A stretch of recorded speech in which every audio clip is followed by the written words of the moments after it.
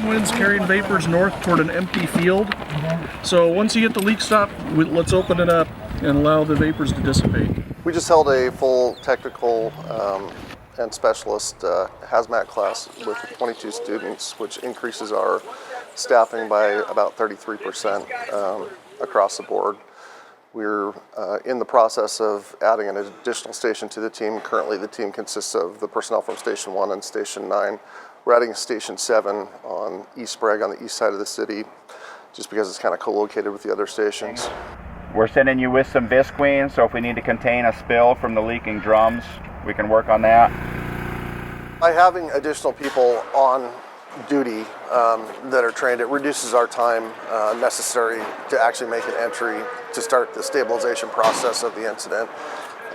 We currently have to have 11 people to make an entry. The staffing levels between Station 1 and Station 9 just weren't there, so we had to add that extra station in order for us to shorten that length of time to where we can make an entry.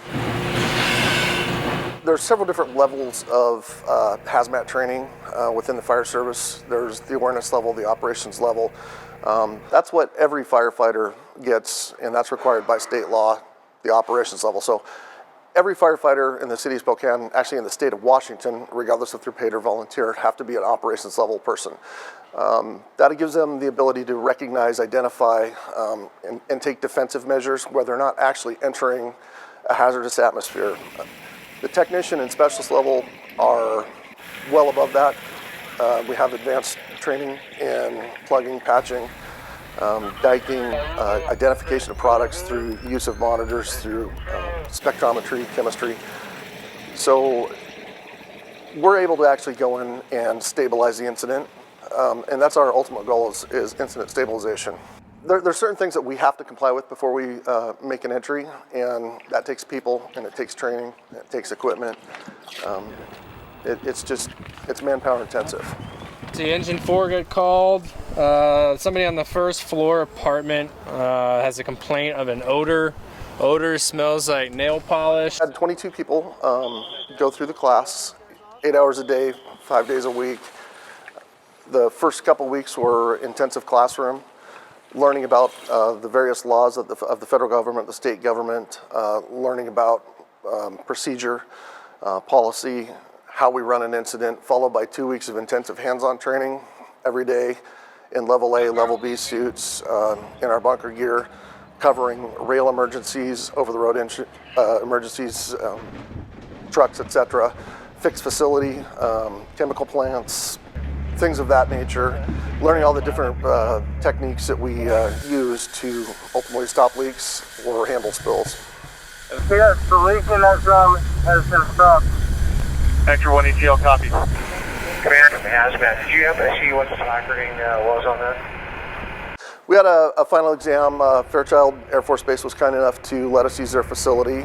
It was a major incident, multiple victims, some very nasty chemicals, and it was the opportunity for the students to put together everything that they learned in the 3 weeks of class, just like they would on a normal incident, real time. Attention, anyone on the bus. If you can hear me, move towards the sound of my voice. My job as an instructor is to induce stress. I think we did that, and it was very interesting to see the students feel that stress. It became very real for them. We try to use things like colored smoke, victims, stuff like that to induce that stress, and that's really what we're looking for, because the incidents are very stressful.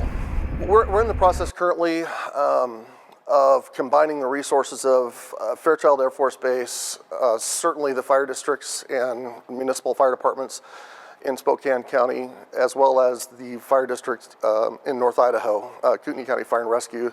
It's been identified that due to the manpower intensive nature of hazmat, we're going to be far better off if we work together. Fairchild, Kootenai County, they're bringing expertise to the table to go along with ours, along with that manpower piece, and more importantly, or not more importantly, but certainly as important, equipment. Hazardous materials equipment, period, is extremely expensive. Through the cooperative efforts of the 3 departments, we're able to spread that expense out and reduce the duplication of effort.